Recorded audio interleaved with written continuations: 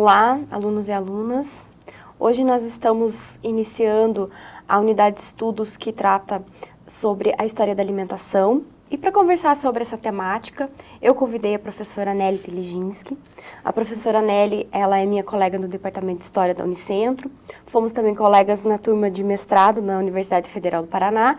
E a professora Nelly, esse ano, conclui a sua tese de doutorado. Ela vai defender a sua tese de doutorado ainda esse ano, né, professora? Sim. E a temática de estudos da professora Nelly consiste na história da alimentação no Paraná. Por isso eu convidei ela para conversar com a gente.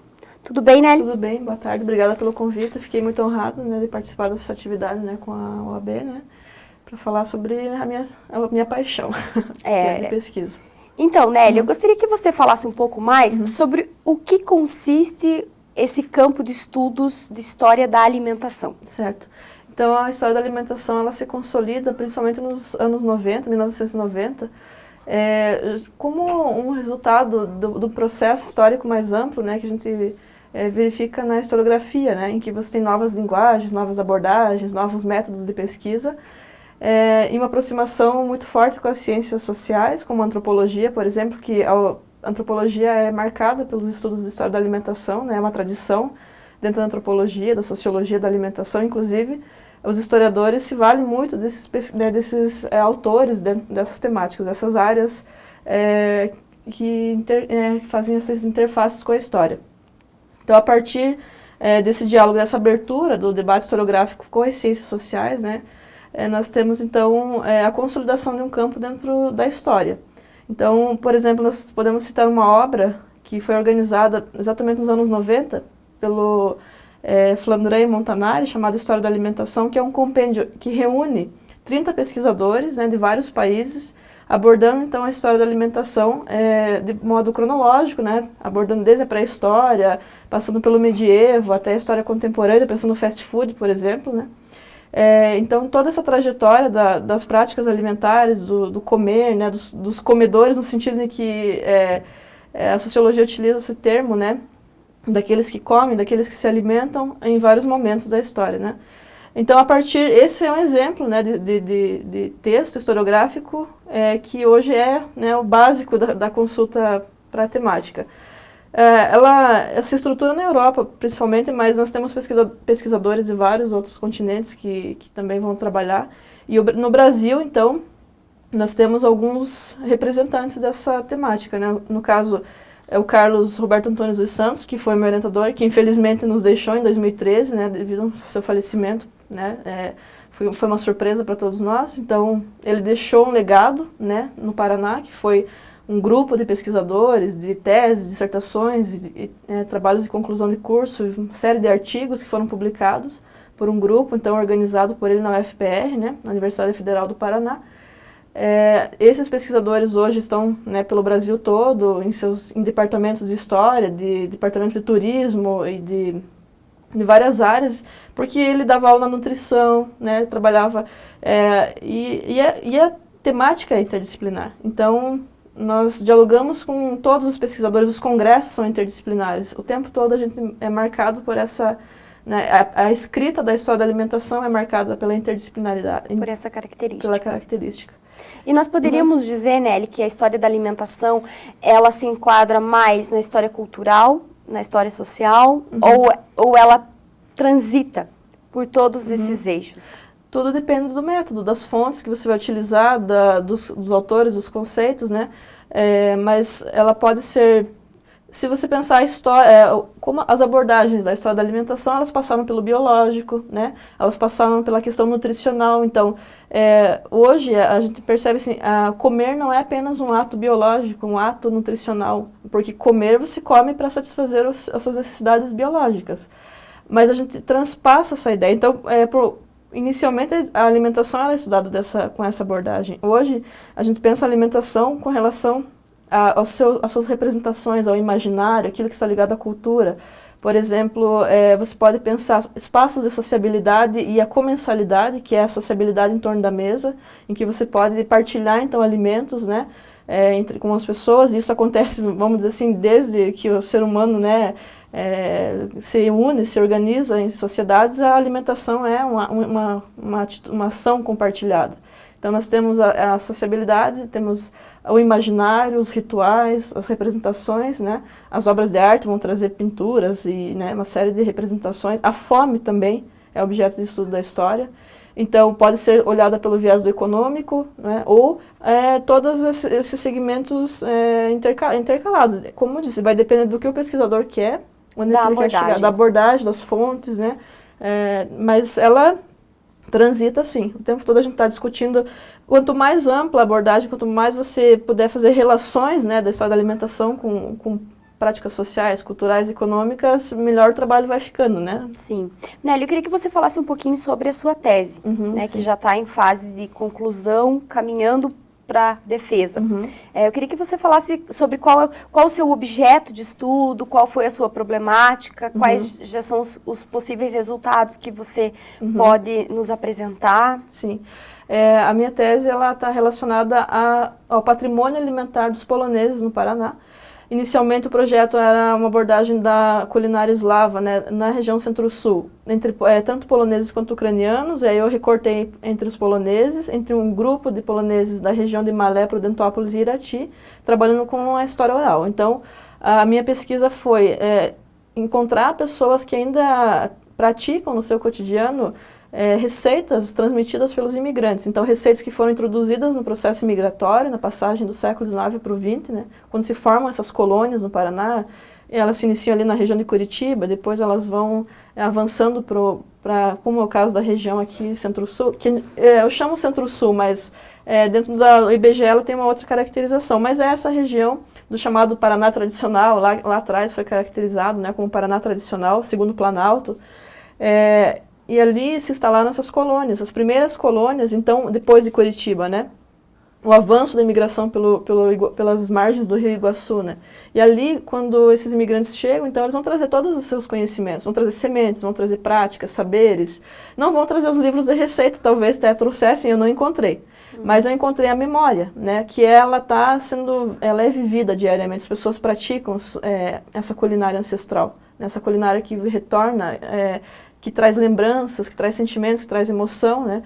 Algumas dessas receitas já se perderam, né? Não se praticam, quer dizer, existe na memória, mas ainda já não é mais praticada por conta da industrialização, né? Como no caso de um fermento, por exemplo, né?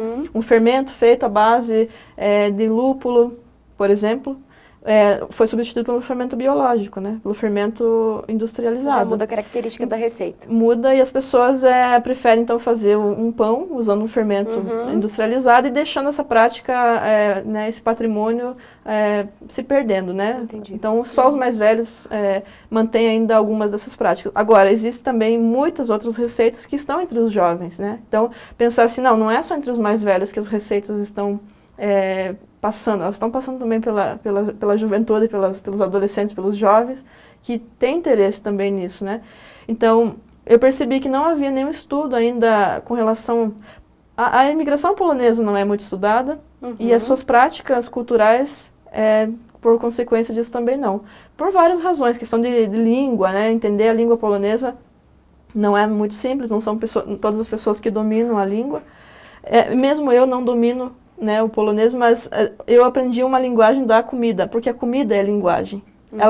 Você não precisa, a comida transmite, quando você viaja para um país, a primeira coisa que você entra em contato com a cultura desse país é através da comida.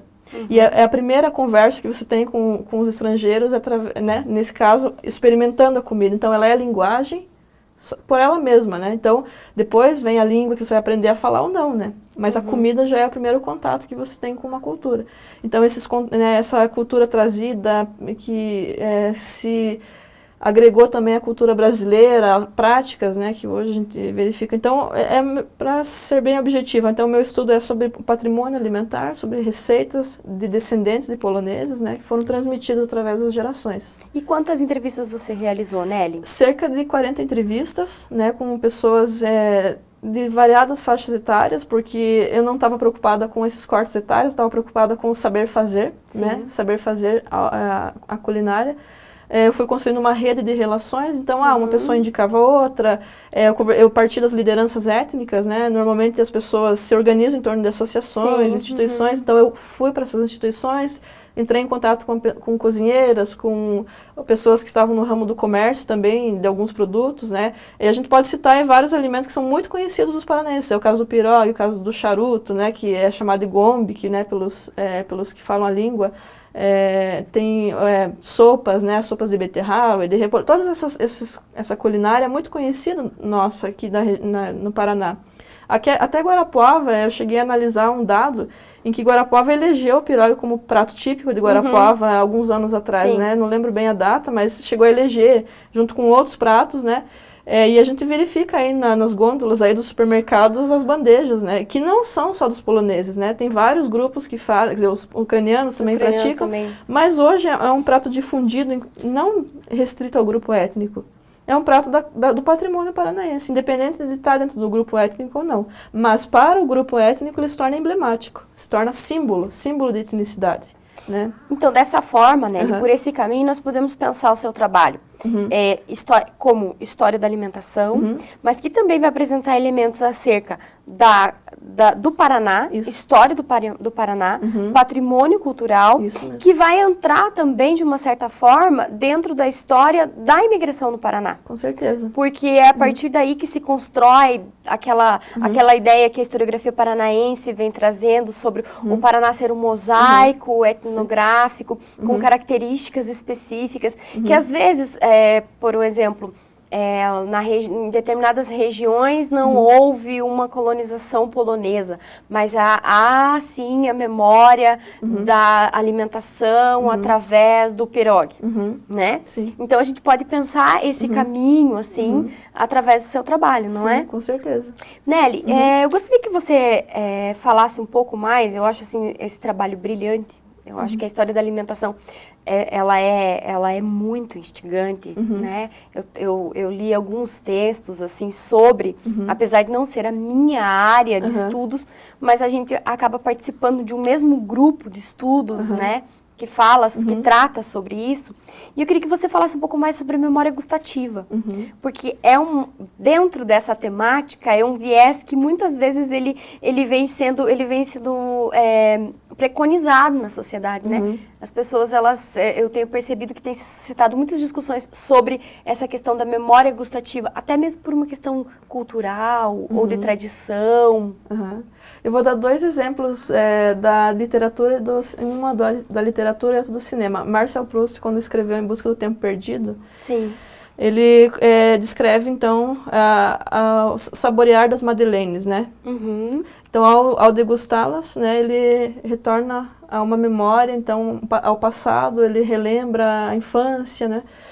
E o Ratatouille, né? Que é o filme do Ratatouille, em que o ratinho, então, sugere ao chefe de cozinha que sirva para o crítico de gastronomia o prato que o crítico mais gostava, que era o ratatouille, que é um cozido de legumes da culinária francesa. Ao crítico que estava quase fechando esse restaurante, experimenta e ele relembra, a memória dele começa a trazer lembranças do passado. Então, essa memória gustativa ela pode ser pensada enquanto paladar, enquanto sentido de sabor, em que você, ao experimentar algo, você relembra uma comida da casa, matrizes alimentares da sua infância, comidas que você comeu em determinados lugares e que te marcaram. Ela pode ser uma memória coletiva também enquanto grupos, né? Que é o caso, por exemplo, dessa comida étnica, em que as pessoas vão praticando ela para manter, então, a memória do grupo, manter a história desse grupo sendo contada, transmitida, né, através da comida. Você pode ver, tem uma série de eventos gastronômicos, né, temáticos, né, e o objetivo desses eventos, quando você fala assim, vamos fazer uma janta típica polonesa, a palavra típico já está trazendo um recorte dessa memória, né, então esse evento se torna uma narrativa de história, uma narrativa do passado. A comida ela vai contar a história, né, ela vai, como linguagem, ela vai trazer então elementos desse passado, vai narrar. Pode ser que não, pode ser que em algumas comunidades ou em alguns casos essa comida apenas seja para o consumo, para matar a fome, né? Talvez não tenha relação, mas a gente sabe que ao longo da vida a gente vai construindo repertórios, né? De vários do gosto, né? O gosto ele passa por várias esferas da vida social, inclusive pelo gosto alimentar.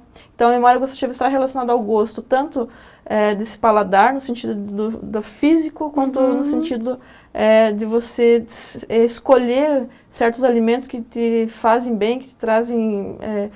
aí também tem questões de poder aquisitivo, né, distinções sociais pelo gosto. E que de uma certa forma perpassa pela subjetividade. Com certeza. Não é? Porque quando eu faço esse exercício mental, né, eu tenho as minhas próprias recordações. Isso. E que de uma certa forma ela vem a ser subjetiva. Né? Como você falou, às vezes é só para saciar a fome, mas às vezes você está em algum lugar e aquele alimento traz uma recordação. Nelly, nós poderíamos então, assim, pensando toda essa discussão, essa temática que é realmente muito fascinante, nós poderíamos então afirmar que a história da alimentação, os estudos que estão sendo produzidos, as teses que estão sendo desenvolvidas, os grupos de estudos que estão se formando, nós podemos afirmar que esse é um campo da história contemporâneo? Com certeza. Nunca se pensou tanto em alimentação como atualmente, por várias razões, por questões políticas, né, por questões de fome no mundo, por preocupações ambientais, né, pensando aí nas questões ambientais. O tema da alimentação é um dos principais temas hoje da história do tempo presente, porque nós temos um grande debate em torno da soberania alimentar, garantir que populações tradicionais continuem produzindo seus alimentos, combatendo, por exemplo, uma agricultura, na monocultura, em que você tem um extensivo uso de agrotóxicos e uma devastação gigantesca em relação ao meio ambiente, saúde da população e distribuição de alimentos, né? Então, nós temos essa desigualdade na distribuição de alimentos. Eu acredito que a história da alimentação ela permite a gente pensar esses elementos da cultura, mas também, como o Michael Pollan fala, né, um americano que veio para a Flip, né, que é a feira de literatura de Paraty, e ele é festival, né, de literatura, um dos mais importantes do Brasil. O livro dele, chamado Cozinhar, foi um dos mais vendidos naquele ano, né? 2014, 2013, 2014, não lembro bem a data, mas aí depois dá para fazer, de repente, uma nota ali, né, para vocês. Esse autor, ele chegou aqui no Brasil e foi o primeiro da lista, vendendo o livro Cozinhar, que hoje virou até documentário, né, na Netflix, lá, que você tem o Cooker, né, que é cozinhar. Ele diz o seguinte, que comer é um ato político. Né? Ao selecionar o que você vai comer, você está interferindo na cadeia alimentar, na cadeia produtiva, né? Então, ao selecionar um produto orgânico ou um produto produzido por um agricultor familiar e não um produto feito pela agroindústria ou que venha industrializado, enlatado, né, pasteurizado, homogeneizado, quer dizer, você está contribuindo para que pequenos grupos mantenham ainda o seu sustento, não percam o seu território, não percam a sua cultura, né?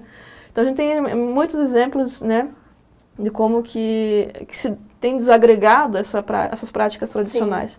Então a história da alimentação ela vem contribuir para evidenciar essas práticas tradicionais, para mostrar o valor dessa cultura, mostrar que a comida tem um poder incrível, né, de mobilização, de organização, enfim, então eu compartilho dessa ideia do Michael Pollan sobre comer como um ato político, e aí eu seleciono, né, hoje eu penso muito mais no que eu como, né, as pessoas hoje muito mais assistem TV e programas de culinária do que de fato vão para a cozinha cozinhar, passam 2 horas assistindo um Masterchef e 15 minutos cozinham um macarrão, né, instantâneo. Sim. Então as pessoas deixaram de cozinhar e passaram a consumir produtos.